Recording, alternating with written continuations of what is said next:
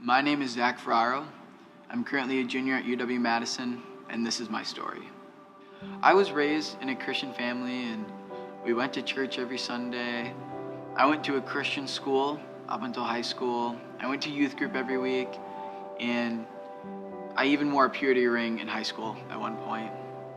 So you could say God has always been a part of my life.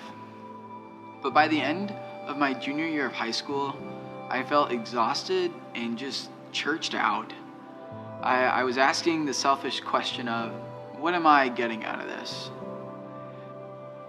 And even though I went to church my whole life, I didn't know the gospel, and I walked away from my faith.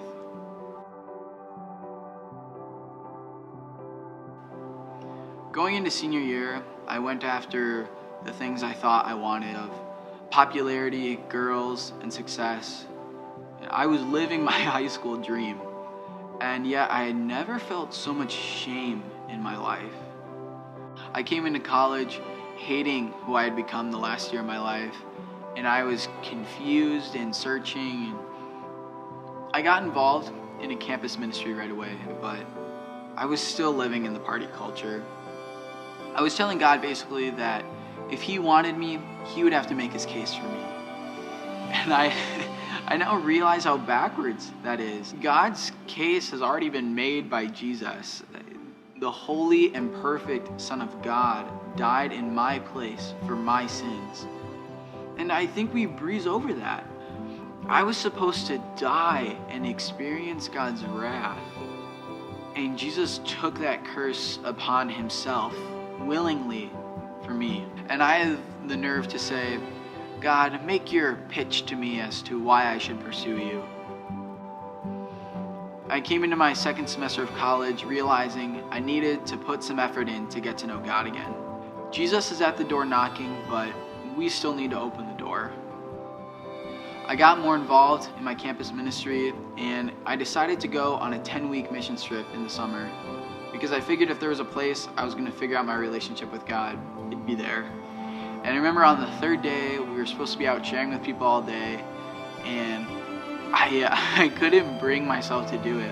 And later that night, a leader came up to me and he asked, "So Zach, how are things?" And I just was honest with him, and I told him that I was confused, and I felt like I honestly needed the gospel shared with me. And I see people who have so much passion, and I don't get it.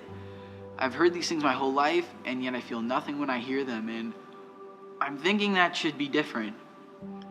And he listened to me, and he just loved me, and he prayed with me, and ultimately he shared the gospel with me.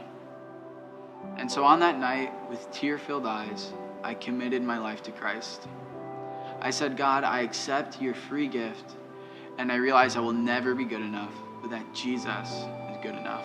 So I remember waking up the next morning and saying, all right, God, I'm at square one. How do we do this? And since then, I've learned more and more what it means to be a follower of Christ. Through Him, I have been able to let go of my insecurities and fears. My identity isn't in how popular I am or my internship or if I have a relationship or not. And all those things become irrelevant now that I know I am truly a child of God.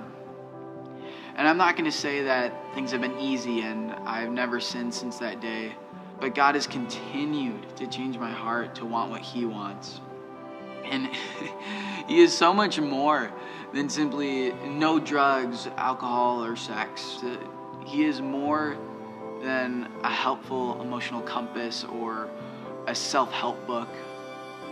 He is my holy and perfect Father and extended grace to me when I did not deserve it. You cannot will yourself to love God more, and you cannot will yourself to obey God more. Only through recognizing the gravity of the gospel can we experience true change. It is by grace through faith that we are saved, and only from that is when we want to obey God, and only then can we experience true life.